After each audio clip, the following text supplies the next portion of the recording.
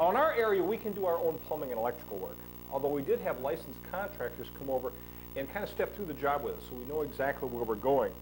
Now, we pay for the consulting fees to do that, but we do save all the labor that normally we would spend on having the contractors do the work.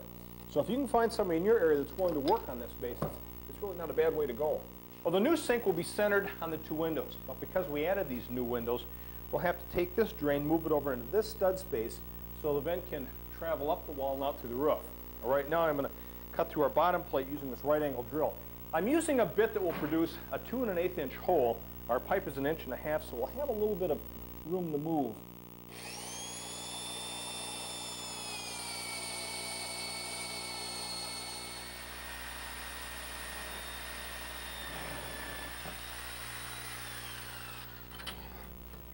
Well, this is the drain for the kitchen. Now, I made the first cut to free up the Y fitting and the pipe stub from upstairs. And the plan is to cut some of this pipe so that when we reconnect the stub, it fits back up through the new hole. I've cleaned off some of the rough edges around their drain pipe here. A coupling will go on the end of this. And then, here, grab that. I'll slide this up through a hole in the bottom plate, line it up with this drain.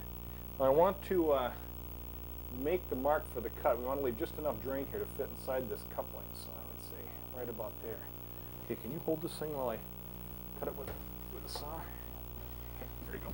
Got it?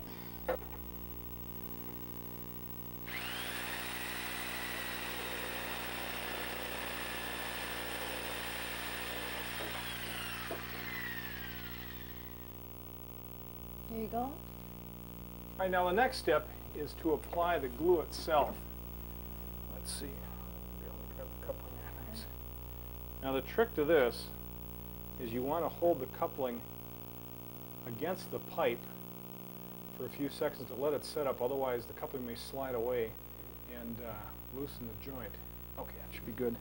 And now we can continue to finish gluing up the rest of it. So glue around here and the inside of the coupling. There we go. Okay, let me put this back down there.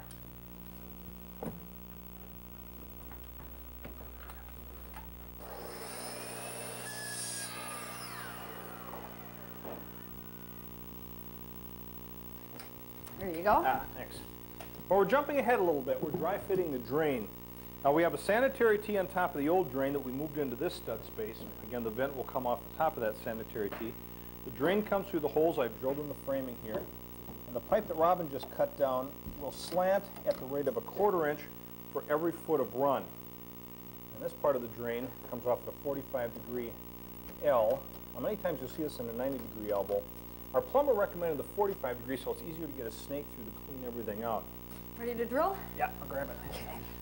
Well, this is where it gets a little ugly because the vent has to go up.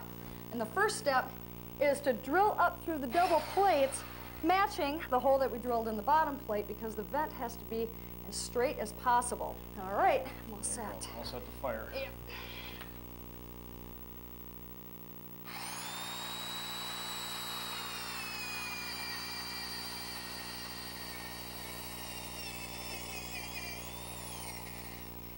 Well, this is the hole for the new vent. Now, I drilled it the same distance from the old one as we did the other one inside, so it should be pretty close to the hole that Robin put through the top plate. Now, the best way to get this down here is just let gravity work for you. Line it up with the other hole, and then just let it slide down there. Robin,